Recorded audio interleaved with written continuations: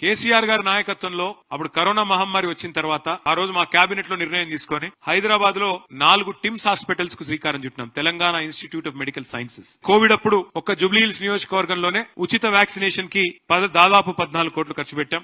దానికి కూడా 34,712 మందికి వ్యాక్సినేషన్ కూడా ఇచ్చుకున్నాం. అట్లాగే సీఎం రిలీఫ్ కింద ఒక 2.68 crores కూడా మరి ఆరోగ్యం కోసం నేను చెప్పేది శాంక్షన్ అయినాయి. ఆరోగ్య లక్ష్మి పథకం కింద ఒక 98 లక్షలు, కేసీఆర్ కిట్ కింద 3,340 మంది లబ్ధిదారులకి 73 లక్షలు, న్యూట్రిషన్ కిట్ల కింద 14 లక్షలు, కంటి వెలుగులో 23,595 లబ్ధిదారుల కోసం 55 లక్షలు, మొత్తం నగరం అంతా 350 బస్తీ దవాఖానాలు పెడితే ఒక్క జూబ్లీహిల్స్ లో 13 బస్తీ దవాఖానాలు పెట్టింది కేసీఆర్ గారి ప్రభుత్వం.